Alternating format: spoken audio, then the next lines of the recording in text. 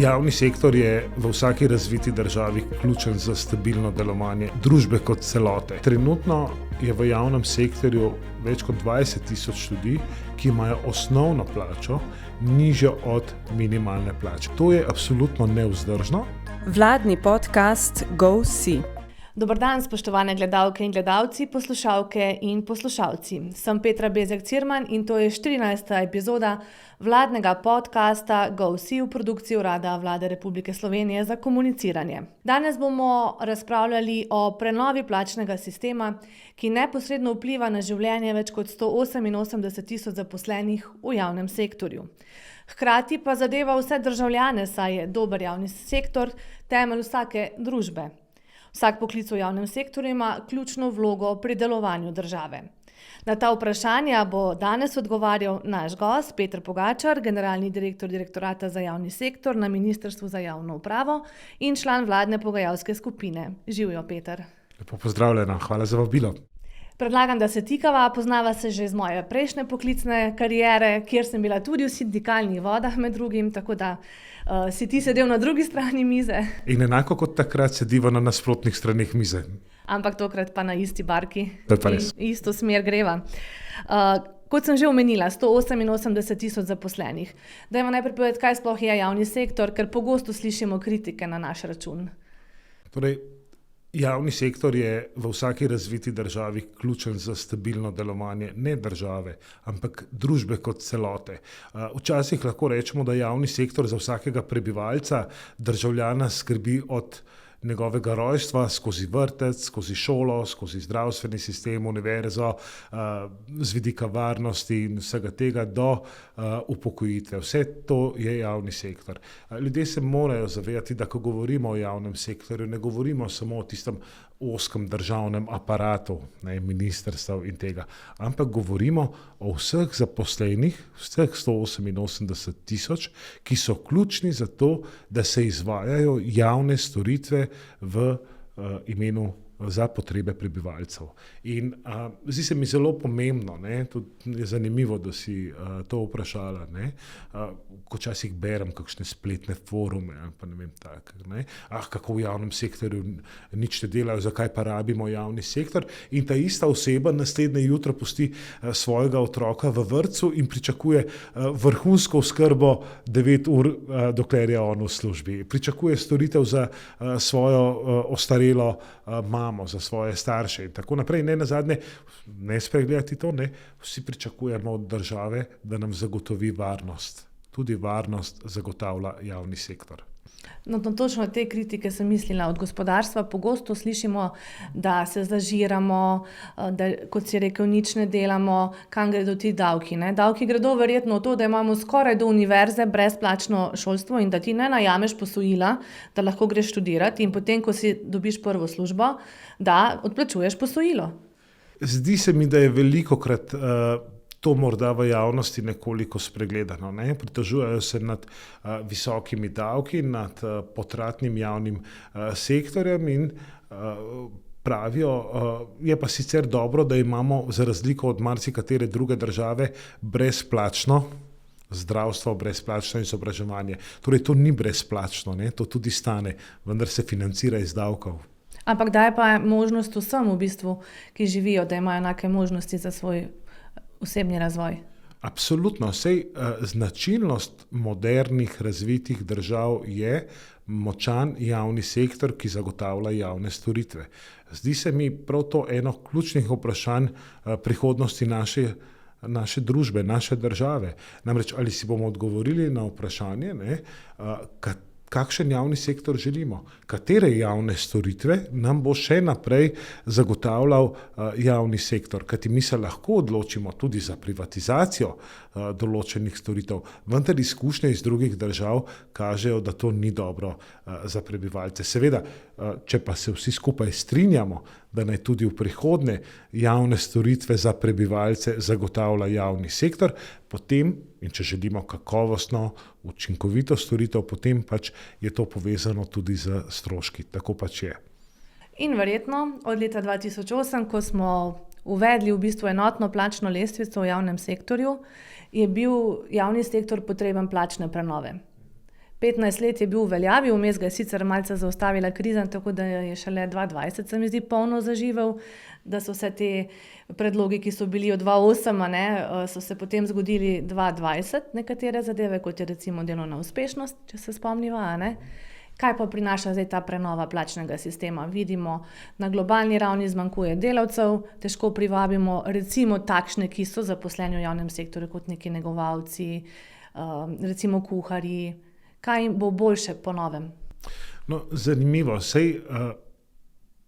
Plačni sistem, ki je stopil v veljavo leta 2008, ni bil slab plačni sistem. Če bi bil res slab plačni sistem, verjetno ne bi zdržal v veljavi 16 let. Dejstvo pa je, da je 16 let zelo dolga doba in da pač trenutno plačni sistem ne odgovarja več na izzive današnjega časa, na izzive staranja prebivalstva, težav s privabljanjem mladih, nekih parcialnih ukrepov. In dejstvo je, da veljavni plačni sistem povečuje izdatke za plače v javnem sektorju, masa za plače narašča, pa vsi so z njim nezadovoljni. Se pravi, tukaj so bile nujne spremembe in dejstvo je, da je kar nekaj vlad v preteklosti že nameravalo ugrizniti v to kislo jabolko, ki dejansko je kislo jabolko, to verjetno tudi sama veš, ker si bila nekoč na drugi strani, to je kislo jabolko, pa ne zaradi 46 sindikatov javnega sektorja. Jaz osebno s tem nimam težav, ker je prav, da ima vsaka poklicna skupina v javnem sektorju možnost zastopati svoje člane. Absolutno.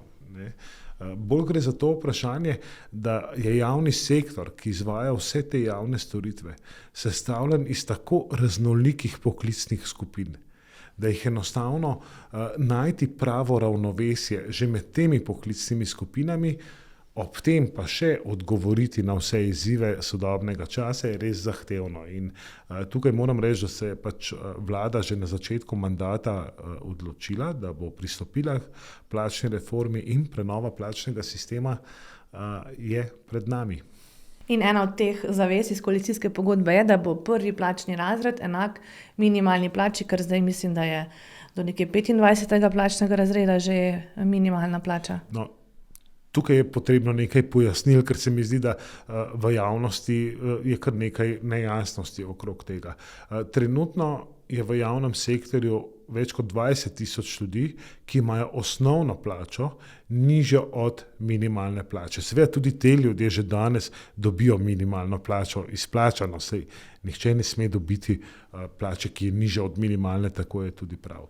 Vendar je to pomenilo, da je danes od 66 plačnih razredov v trenutnem plačnem sistemu, jih je 24 vrednoteno nižje od minimalne plače. Kaj je to za tega posameznika pomenilo? Se pravi, tudi če je napredoval, zato ker je dobro delal, ker je dobil odlično oceno, tudi če je napredoval, se njemu to na plači ni nič poznalo, ker je bil še vedno na minimalni plači. In tako imamo danes 20,000 ljudi na minimalni plači in bili bi presenečeni, kako različna dela, tudi različno zahtevna dela te ljudje opravljajo in vsi imajo minimalno plačo. To je absolutno nevzdržno, vlada se je k temu zavezala in v dialogu s socialnimi partnerji, sindikati smo dosegli, da bo po novem prvi plačni razred, se pravi tisti, ki je danes 24, če želite, določen v višini minimalne plače. To pomeni, da nihče v javnem sektorju ne bo imel osnovne plače določene niže od minimalne. To bo pomenilo, da seveda, ko bo napredoval, se mu bo to na plači poznalo, da se bodo njegovi dodatki za nočno delo, za nedeljsko delo, za izmensko delo, to predvsem na področju zdravstva, socialnega varstva, da seveda se bodo vsi te dodatki, ki jih prejemajo, računali od višje osnove, kar bo tudi izboljšalo ta položaj. Bo to pritegnilo ljudi, da se bodo odločali za javni sektor? Jaz mislim, da konkretno ta rešitev bo predvsem izboljšala položaj najslabše plačanih, ki danes res težko živijo, opravljajo pa izjemno pomembna dela, ki so ključna za oskrbo starejših prebivalcev, ki so ključna za zdravstveni sistem in tako naprej. Z vidika privabljanja novih kadrov, morda, če lahko tukaj povem, mi se ne smemo ukvarjati samo s privabljanjem mladih. Mi smo danes v situaciji v javnem sektorju, ko se moramo potruditi, narediti nekaj, tudi da bomo ohranili v javnem sektorju že zaposlene. Seveda, vedno je vprašanje, absolutno bo prenova plačnega sistema s kar nekaj ukrepi prispevala k temu, tako k privabljanju ne samo mladih, privabljanju za zaposlitev v javni sektor, kot temu, da bomo ohranili zaposlene v javnem sektorju, ampak plača je izjemno pomembna, ni pa edina stvar. Zdi se mi, da se včasih celo prevelik poudarek daje plači. Ljudje odhajajo zaradi slabega delovnega okolja, odhajajo zaradi odnosov, odhajajo zaradi ugleda, poklica, nespoštovanja. Se pravi, tukaj nas čaka še veliko dela, tudi na drugih področjih. In če bomo želeli zagotoviti učinkovit, kakovosten javni sektor za naše prebivalce, je plačna reforma izjemno pomemben, ampak samo prvi korak v množici mnogih. Če si recimo iz gospodarstva, torej zasebnega sektorja in bi želel priti v javni sektor, to ni bilo nagrajeno, ker si prišel v izhodiščni plačni razred. Se to ohranja ali kakšna novost? No, to je recimo en ukrep, ki je neke vrste anomalija današnjega sistema. Se pravi, za pogoje napredovanja višjih plačnih razredov na enem delovnem mestu se je štela samo doba v javnem sektorju. Če lahko na plastičnem primeru povem, računovodkinja iz zasebnega sektorja, 20 let delovne dobe, se je odločila in se zaposlila v vrtcu. Njen plačni razred je bil enak tisti, ki je ravnokar prišla iz šole, se pravi brez enega dneva delovne izkušnje. In to seveda ni prav. Nov zakon tukaj prinaša pomembno novost, se pravi tudi tej računovodji, tudi tej računovodji se bo lahko ob zaposlitvi določil plačni razred, kot da bi bila ta delovna doba opravljena v javnem sektorju, če bo seveda izkazovala potrebna znanja in kompetenca. Vse to je množica majhnih ukrepov, s katerimi bolj fleksibilno določamo način določanja plače ob zaposlitvi. Izjemno pomembno. Večkrat smo poslušali od delodajalcev v javnem sektorju, da je plačni sistem izjemno nefleksibilen. Se pravi, strogo regulirano, kakšen plačni razred nekomu pripada in da je to predstavljalo veliko težavo zlasti pri privabljanju tistih, ki že imajo neka znanja, neke izkušnje pridobljene izven javnega sektorja. Razlika med plačnimi razredi je zdaj 4-odstotna. Kakšna bo po novem? Morda celo ključna novost, če nadaljujeva tam pri minimalni plači. Se pravi, kot smo rekli, prvi plačni razred je določen v višini minimalne plače za leto 2024 in s tem se uvaja tudi nova plačna lestvica. Nova plačna lestvica je razvrščena od 1. do 67. plačnega razreda, razmerje pa je 1:7. Se pravi, če je prvi razred določen v višini minimalne plače, je najvišji plačni razred 7-kratnik te minimalne plače. Razlike med posameznimi plačnimi razredi pa so po novem 3%, v sedanjem sistemu so 4%. To bo seveda pomenilo pri napredovanju nekoliko počasnejše napredovanje, ampak vzpostavlja se novo razmerje. Ne pozabimo, ob 2008, ob uvedbi veljavnega plačnega sistema, je bilo razmerje med minimalno plačo in najvišjo plačo v državi 1:10,4. Se pravi, najvišje plačane funkcije v državi so bile 10-kratnik minimalne plače. Danes, v 15 letih, je razmerje med najvišjo plačo v funkcionarja, se pravi, to so najvišje funkcije v državi, in minimalno plačo 1:4,5. Skupaj s sindikati se nam to razmerje ni zdelo več ustrezno, absolutno, in smo se dogovorili, da bo razmerje med minimalno plačo in najvišjo osnovno plačo, v javnem sektorju 1:7. Mislim, da je to dober kompromis. Jaz imam tukaj zdaj podatke ravno na to temo, ker smo šli pogledati za družbe, ki so v lasti države, pa niso del javnega sektorja, koliko zaslužijo najbolje plačani, ki imajo največjo odgovornost. Mislim, da se to prevelikokrat pozablja, ne? Da tisti, ki je v zadnjem plačnem razredu, ima tudi največ odgovornosti. Ampak primerjava s prav tako državnim podjetjem je naslednja. Pošta Slovenije 10.000 evrov bruto mesečno, 13.400 zaposlenih. ZZZS 5.200 evrov bruto mesečno, 866 zaposlenih, to je verjetno del javnega sektorja, ne? Zato je takšna plača. SID banka 20.000 evrov bruto mesečno za 221 zaposlenih. Spet javni sektor, UKC Maribor, dobrih 5.000 mesečno bruto za 3.774 zaposlenih in pa recimo Elektro Primorska, 500 zaposlenih, 9.166 bruto mesečno za direktorja Elektro Primorske. Zdaj nekdo, ki vodi klinični center, 8.000 zaposlenih, če sem prav rekla, si zagotovo za to odgovorno delovno mesto zasluži dobro plačo. Ali zmerno rečemo temu. Absolutno. In tukaj lahko rečem, da je bil tudi to eden izmed ciljev prenove plačnega sistema, na katerih je si jih je zastavila vlada, pa moram reči, da so jih tudi sindikalna stran sprejela z nekim razumevanjem. Namreč plače ne samo funkcionarjev, tudi direktorjev, omenili ste Univerzitetni klinični center Ljubljana z 8.000 zaposlenimi, UKC Maribor, ne. Se pravi, da se vzpostavi ustrezno razmerje glede na zahtevnost, odgovornost nalog. In tukaj, kaj se je zgodilo v preteklosti, to je pomembno povedati, ne. Nekje sem bral, da se sedaj, nekemu funkcionarju plača zvišuje za skoraj 50%. Ne. Tukaj je treba nekaj povedati, da direktorji in funkcionarji, ne, če bi primerjali, povprečna plača javnega uslužbenca je od leta 2015, ko so se nehali varčevalni ukrepi iz ZUJF-a, do leta 2022 kumulativno zrasla za skoraj 30%. Ne.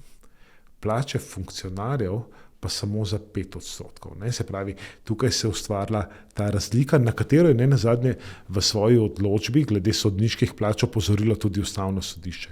Zakaj se je to zgodilo? Ker plač nismo usklajevali.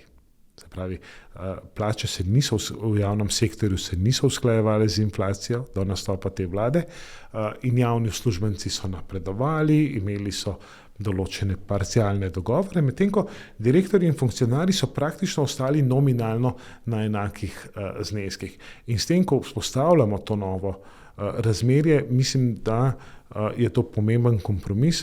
Ne, da bomo vzpostavili tudi neka ustrezna razmerja, ker to, da je danes, so najvišji predstavniki oblasti, da je direktor kliničnega centra po višini plače nekje na 5.000 mestu v javnem sektorju, prav gotovo ni ustrezno. Ja, želiva povedati, da ga je zdravnik v kliničnem centru lahko z dodatki prehitel, ne? Veste, morda še to, če ga prehiti z dodatki, to ni problem, ker dodatki so vedno dani za neke posebne pogoje. Ne? Jaz s tem nimam nobenih težav. Če nekdo opravlja nočno delo, če nekdo opravlja delo v praznikih in nadurno delo, seveda je to realni pokazatelj njegove plače. Ne? Nam se je začelo dogajati, da so prehitevali že po osnovnih plačah. Ne? Kajti povedati pa moramo, ne? Da funkcionarji in direktorji niso upravičeni do nadur, niso upravičeni do delovne uspešnosti, ne dobijo nobenih dodatkov, razen dodatka za minulo delo. In se pravi, ta razmerja v novi plačni lestvici smo zastavili nekako tako, da noben javni uslužbenec po osnovni plači ne bo mogel prehiteti funkcionarja, ki mu je nadrejen. In enako javni uslužbenec, podrejeni, ne bo imel više plače kot direktor. Tako je praktično v vseh podjetjih. Konkretno vprašanje, že večkrat si omenil napredovalni razredi. Nekateri so govorili, da se je to napredovanje v javnem sektorju izrodilo, da so se delile najboljše ocene. In kaj bo zdaj s temi javnimi uslužbenci, ki so že v svoji delovni dobi pridobili določene ocene napredovalne, kako bo po novem letu, kaj bo z njimi? Se jim ohranijo, se to drugače preračuna? Morda, če začnemo tukaj na začetku. Ne? V veljavnem sistemu javni uslužbenec napreduje na podlagi ocen. Se pravi, če dobiš odlično oceno, napreduješ vsake 3 leta za 2 plačna razreda, in potem so različne kombinacije. Ne? Seveda zlasti zaradi varčevalnih ukrepov, ko smo primerjali, se je to nekako izrodilo in ocene niso bile realne, recimo. Ne? In predvsem je pa to pomenilo veliko administrativno breme. Z novim sistemom ocenjevanja za napredovanje ne bo več, ampak bomo uvedli avtomatsko napredovanje. To pomeni, da bo javni uslužbenec napredoval na določeno obdobje za en plačni razred. Seveda ne vsi. Nadrejeni bo imel 2 možnosti. Eno je avtomatsko napredovanje, se pravi nobenih administrativnih ovir, imel pa bo možnost pospešeno napredovanje, se pravi za nekoga, ki dosega boljše rezultate, da bo hitreje napredoval in seveda tudi zadržano napredovanje. Nekdo, ki ne dosega pričakovanih ciljev njegovega dela. Ključno pa je, to pa je zdaj tisto, s poudarkom na privabljanju mladih. Ključno pa je, da je sistem sestavljen tako, da boš v prvih letih kariere napredoval hitreje, nekje v 2. desetletju kariere morda malo počasneje in potem v 3. desetletju še malo počasneje. Zakaj? Ker ravno danes imamo izjemno visoke razlike v višini plače med mladimi in tistimi namenoma ne rečem starimi, ampak tistimi z več let delovne dobe, ki opravljajo isto delo, njihova razlika v osnovni plači pa lahko tudi presega 40%. Se pravi, po novem boš lahko na delovnem mestu napredoval za 30%, vendar boš v začetku kariere napredoval hitreje. To je spet en moment, s katerim želimo predvsem mladim omogočati, da hitreje napredujejo, če seveda izpolnjujejo cilje. Ni pa seveda res, da se ukinja kakršnokoli spremljanje rezultatov dela. To ne drži. Še vedno se bo spremljalo rezultate dela skozi razvojni pogovor in še vedno bo vodja imel možnost bodisi pospešeno napredovanje ali tudi zadržano. Kaj bo s temi razredi, ki jih imamo zdaj? Seveda se opravičujem. To je zdaj konkretni primer. Je zagotovo, koga to zanima. To je zanimivo. Zagotovo gledalce zanima. Nekdo, ki je v sedanjem sistemu, se pravi napredoval leto in pol nazadnje, in ga zdaj verjetno zanima, kaj bo čez 3 leta, ali mu je šlo to leto in pol nič. Ne, to leto in pol, se pravi, ali pa 1 leto, obdobje od zadnjega napredovanja na podlagi ocene do uveljavitve novega plačnega sistema se všteva v to obdobje za napredovanje. Se pravi, ker v začetku kariere boš napredoval vsake 2 leti, potem vsake 3 leta. Se pravi, nikakor to obdobje, ko je pač javni uslužbenec delal, ne gre v nič. Greva zdaj na eno vprašanje državljanke, ker smo tokrat zbirali tudi vprašanja za ta pogovor in se na to navezuje. Ona sprašuje: sedaj je bilo namreč s 3. odstavkom 16. člena zakona o sistemu plač v javnem sektorju določeno, da se napreduje na podlagi 3 letnih ocen, torej vsaka 3 leta za 1 ali 2 plačna razreda, odvisno od ocen. Kaj bo z oceno, ki naj bi bila za leto 2024? Saj naj bi se novi zakon uporabljal s 1.1.2025 oziroma kako se bo naredil prelom za napredovanje po starem oziroma po novem. Kaj odgovoriva? Konkretno, obdobje od zadnjega ocenjevanja, ko je gospa napredovala, potem pa se bo pogledalo, koliko let delovne dobe ima, koliko napredovanje že bilo in potem se bo v novem sistemu pogledalo, ali je glede na delovno dobo upravičena do napredovanja vsake 2 leti za en plačni razred ali vsake 3 leta in glede na to se bo to obdobje od zadnjega ocenjevanja uštevalo v obdobje po novem zakonu. Jaz bi zdaj moral vedeti konkretno, koliko časa je minilo od zadnjega ocenjevanja, koliko delovne dobe, v katerem plačnem razredu je gospa na voljo, ampak morda, če sem ravno pri besedi, s kolegi na Ministrstvu za javno upravo smo dogovorjeni, da bomo takoj potem, ko bo zakon sprejet in po vsej verjetnosti podpisana tudi kolektivna pogodba za javni sektor in bodo znane pač vse uvrstitve v novem plačnem sistemu, da bomo pripravili posebna usposabljanja za vse zaposlene v javnem sektorju, tudi online. Mogoče je to zdaj priložnost, da jih povabim, da se udeležijo teh usposabljanj, kjer bomo tudi na praktičnih primerih razložili, kaj nov plačni sistem pomeni. Menda pa naj bi pripravili tudi neko aplikacijo, da bo lažje za vse?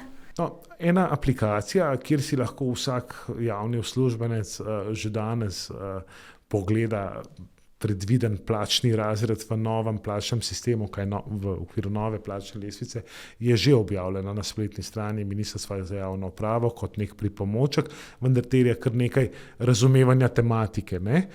V okviru priprave na prehod v nov plačni sistem pa bomo na ministrstvu pripravili posebno aplikacijo za vse delodajalce v javnem sektorju, za vse javne uslužbence, ki bo na nek način avtomatizirana in bo precej olajšala prehod v nov plačni sistem.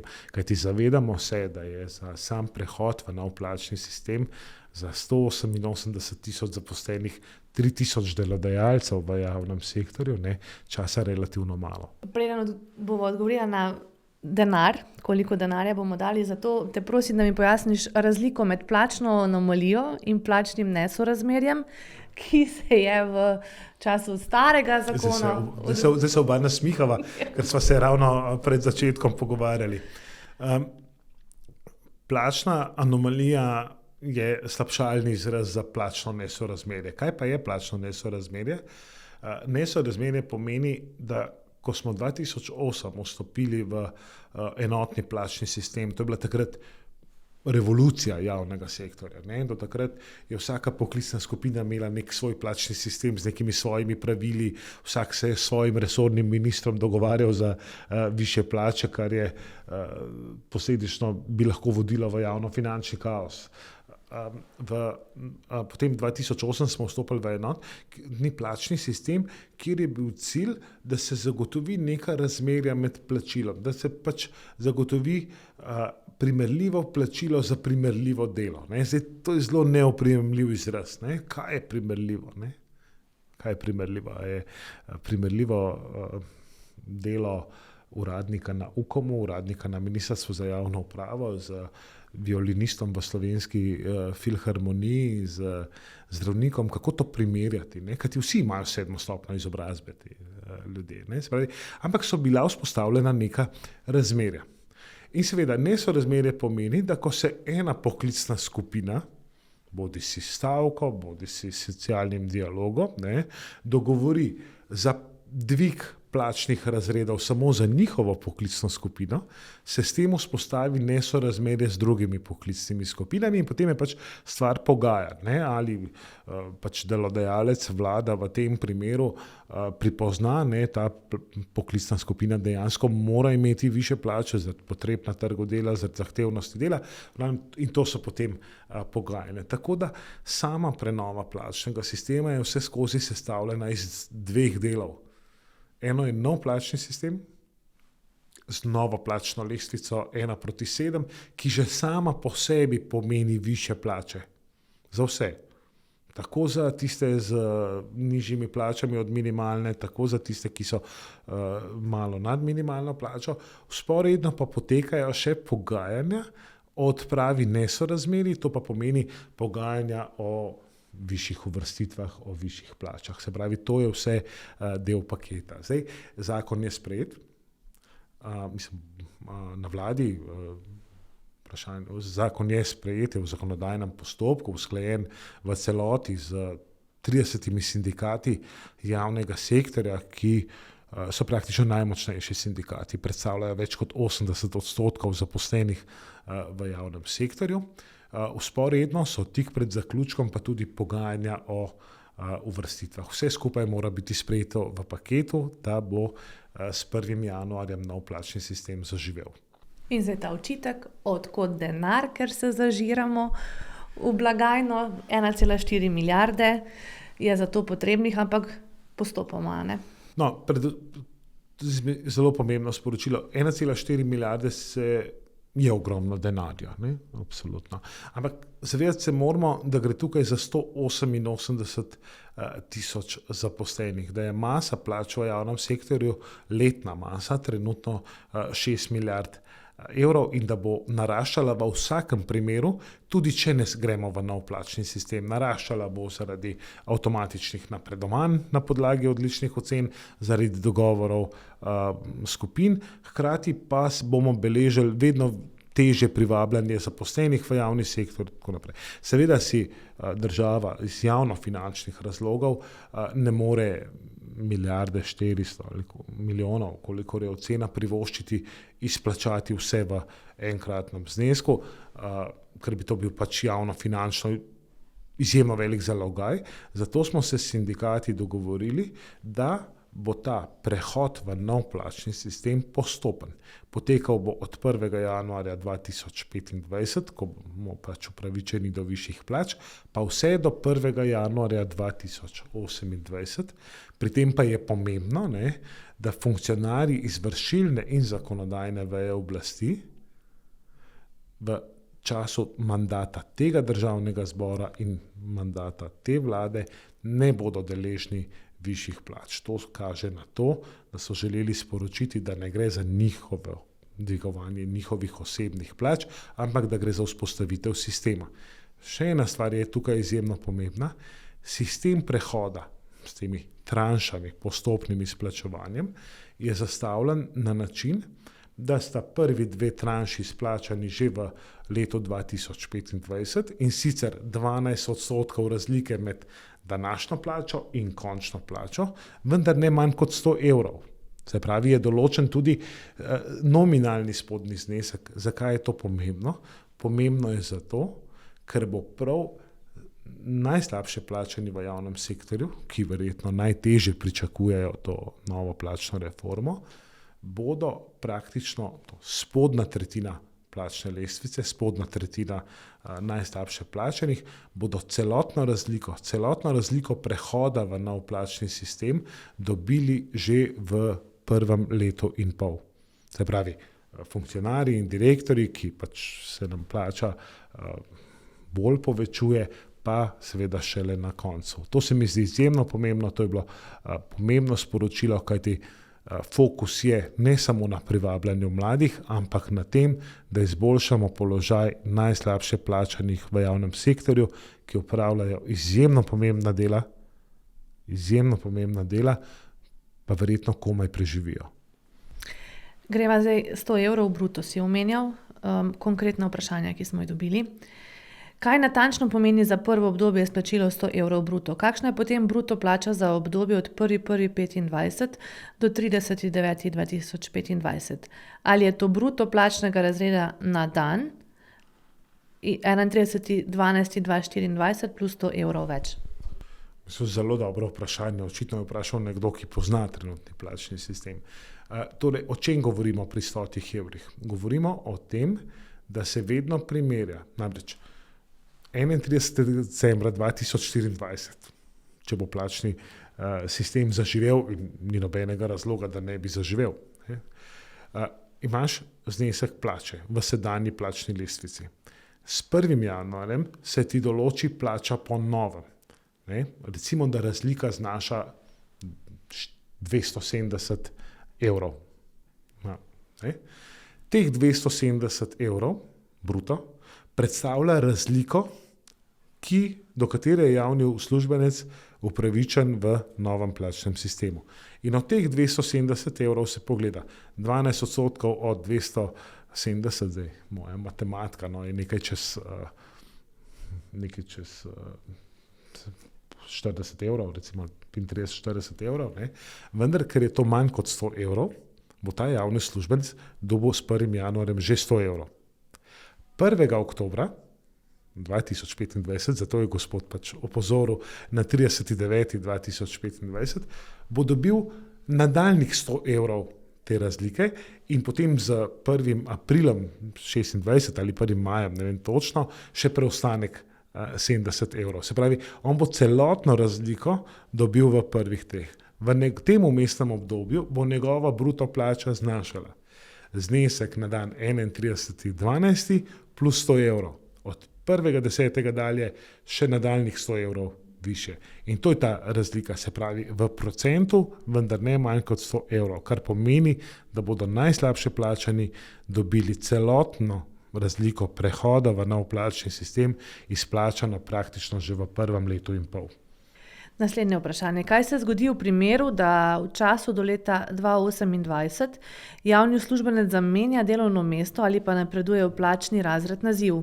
Kaj se zgodi z nesorazmerji, ki sva jih pojasnila v tem primeru, in izplačilom razlike v tem obdobju?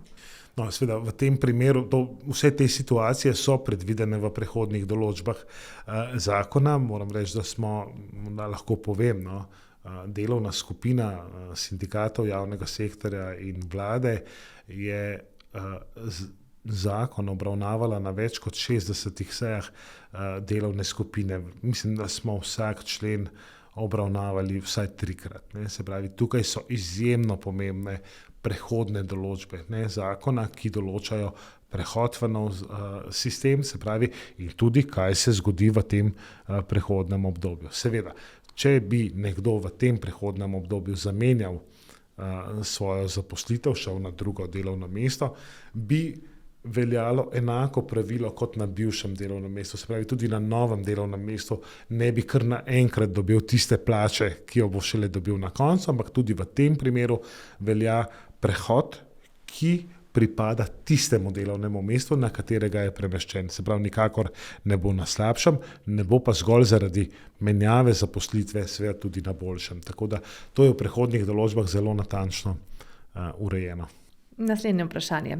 Kako bo predvidena navedba plačnega razreda in bruto vrednosti v pogodbi o zaposlitvi glede na 101. člen osnutka zakona?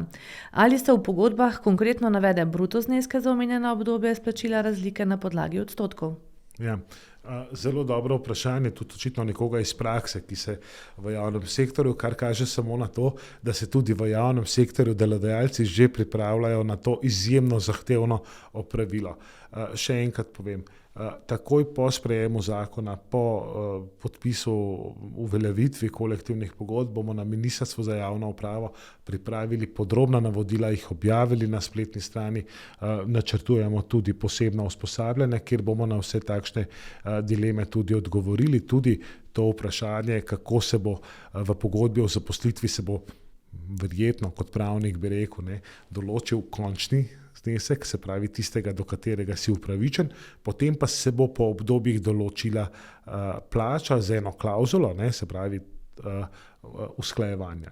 Ker lahko samo še nekaj omenim, zelo pomembna, ne vem, če sem omenil, novost novega zakona, ki bo bistveno vplivala na položaj javnih uslužbencev v prihodnje, je, da se uvaja avtomatično usklajevanje plač v javnem sektorju. Jaz mislim, da je to ena največjih pomanjkljivosti veljavnega plačnega sistema, ki je določal, da ne glede na inflacijo, ne glede na gospodarsko rast, ne glede na vse, se plače v javnem sektorju ne uskladijo, če ni dogovora med vlado in sindikati javnega sektorja. In tako se praktično plače v javnem sektorju 10 let niso usklajevale z inflacijo. Nov zakon tukaj prinaša pomembno novost, se pravi, vsako leto se bodo plače uskladile za 80% inflacije preteklega leta, vedno pa zakon dopušča možnost, da se sindikati dogovorimo za več ali manj. Se pravi, to bo bistveno pripomoglo k ohranjanju realne vrednosti, ker to razmerje, o katerem sem prej govoril, med javnimi uslužbenci in funkcionarji, ki je bilo ob vstopu v plačni sistem 1:10,5, danes je 1:4,3, v novem sistemu bo 1:7. Do tega porušenega razmerja je prišlo tudi zato, ker je seveda minimalna plača se usklajevala z inflacijo in še z marsičem drugim, kar je absolutno prav. Verjetno si nihče od nas ne predstavlja, kako težko živijo ljudje z minimalno plačo, vendar se ostale plače pa niso usklajevale, in to je pač porušilo razmerje. To se v novem sistemu ne bo dogajalo, se pravi, preprečeno bo realno padanje plač. Uskladili se bo za 80% inflacije preteklega leta. Tudi privlačnejši bomo, za Upam. Ja, jaz tudi.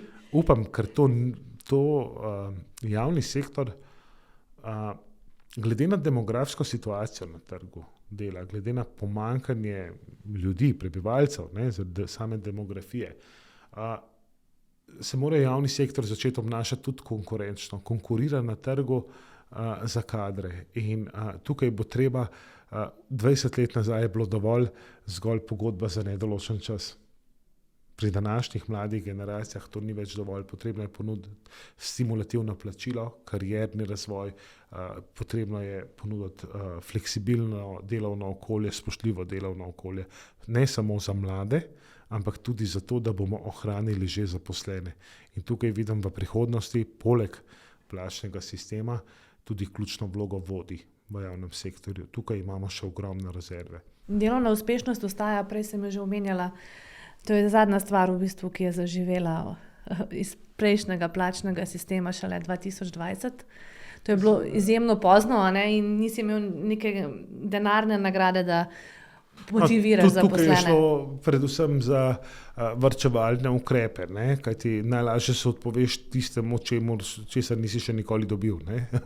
In če se delovna uspešnost še ni uvedla, je tudi njena uveljavitev bila nekako za dogovor, kar je v bistvu slabo. No? Ampak tudi 2020, ne, ko smo uvedli delovno uspešnost, je bilo ogromno skepse, ali v javnem sektorju vodje to znajo, pa vodje so se bali te delovne uspešnosti, ampak danes vidimo, da po začetnih tistih praskah vodje prevzemajo odgovornost, imajo pa v rokah tudi orodje. Trenutno pač seveda masa za to delovno uspešnost, sami zneski še niso tako visoki, vendar v novem sistemu povečujemo možnost mesečnega variabilnega nagrajevanja in tukaj nas čaka vodje kar zahtevna naloga. Še eno konkretno vprašanje, zelo konkretno, spet na podlagi novega zakona. Katera delovna mesta spadajo pod neregulirana? V odstavku, kjer je naveden spregled izobrazbe, je naveden pogoj nekaj let delovne dobe, 10-15. Ali je možno javnega uslužbenca, ki dokazuje ustrezne kompetence in znanja za določeno delovno mesto, uvrstiti v višji tarifni razred, kljub temu, da ima manj let delovne dobe, kot je zgoraj navedeno? Institut spregleda izobrazbe uvajamo kot novost v plačni sistem. O tem smo z sindikati imeli izjemno veliko razprave, to je zelo zahtevno vprašanje. Na eni strani seveda s tem pomanjkanjem kadra in na drugi strani, da so plače strogo vezane na stopnjo izobrazbe, ki jo imaš. Ne? In potem smo se pogovarjali, da pa nekdo, ki sicer formalno nima na primer 5. stopnje izobrazbe, vzemimo za primer kuharja v domu za starejše, ne? Potem kdo vpraša, kaj pa kuhar? Pa kuhar je ključen v domu starejših občanov, mora pripravljati, ali pa v šoli mora pripravljati posebno prehrano in tako naprej. Ne? Se pravi, je bila bistvena razlika v njegovi plači, ne?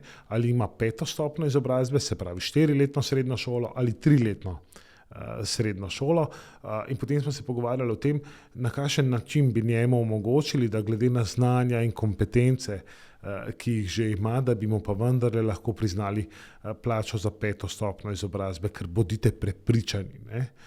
Če bo šel ta kuhar čez cesto v restauracijo, v zasebni sektor, tam ga nihče ne bo vprašal, kakšno stopnjo izobrazbe ima.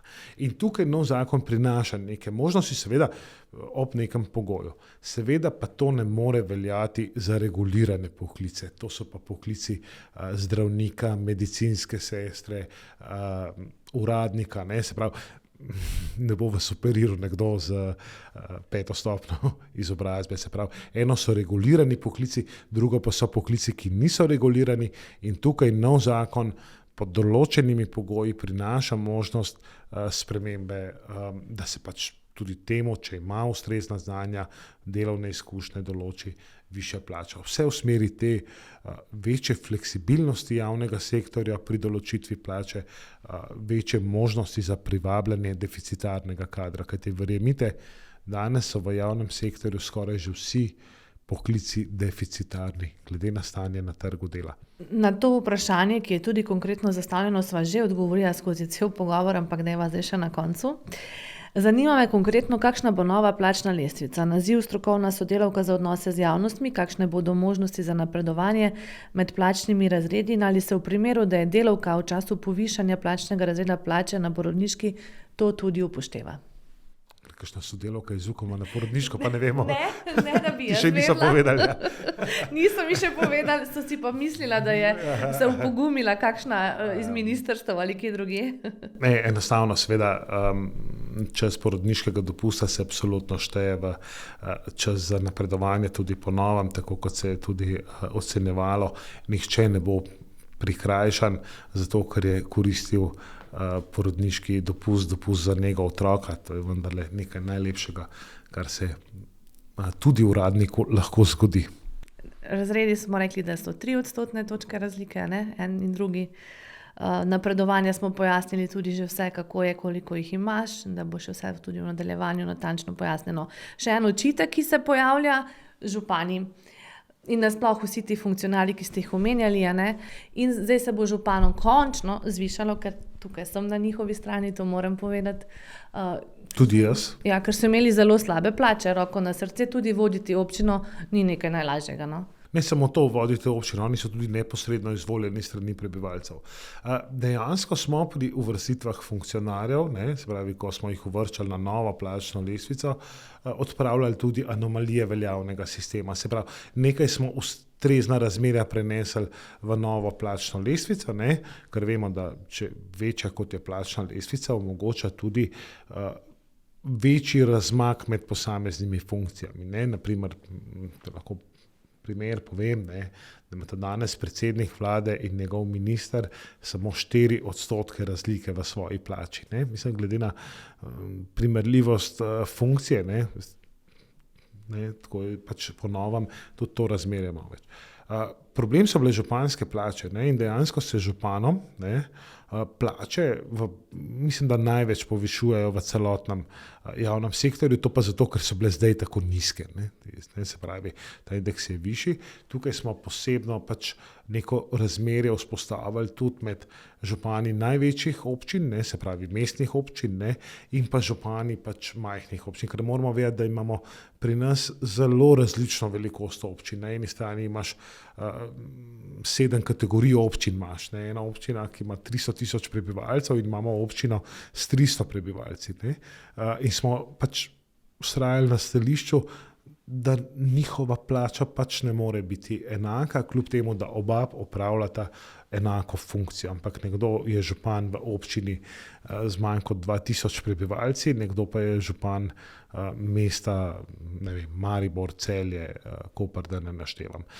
Na koncu smo v dialogu z predstavniki vseh občinskih združenj se precej o tem pogovarjali, popolnega soglasja nismo tukaj dosegli, zlasti to je treba priznati, zlasti pri vprašanju županov manjših občin, ampak popolnega pogajanja, pri katerih bi bili vsi popolnoma srečni, niso dobra pogajanja. To se povsem strinjam. Zdaj za konec, kdaj bomo odprli šampanjce? 2 leti so bila pogajanja, dajva to povedati, mogoče tudi ti si prej rekel 60 sestankov. Pogajanja so potekala in še potekajo, seveda. Eno je bila delovna skupina za obravnavo zakona, ki je bila nekako ožje sestavljena iz strokovnjakov, iz obeh strani, sindikalne in vladne. In ta skupina je imela več kot 60 sestankov in na tem mestu to je bila res izjemno konstruktivna razprava, naporna, ampak izjemno konstruktivna, in če je priložnost, da se pač zahvalim tako svojim kolegom z ministrstva, kot seveda tudi kolegom iz sindikalne strani.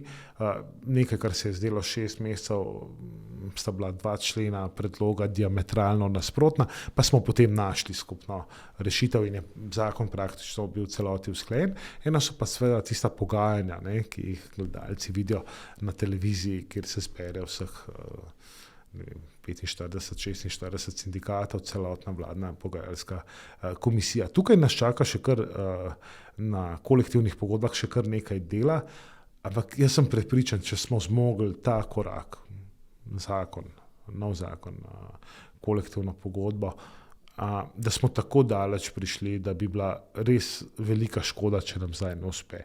Napovedujem šampanjec 10. decembra. Veselim se tega zgodovinskega trenutka, ker je bilo to res nujno potrebno. Čestitke, dobro dela še naprej. S tem smo zaključili današnji podcast. Hvala, da ste bili z nami. Nasvidenje. Hvala za vabilo.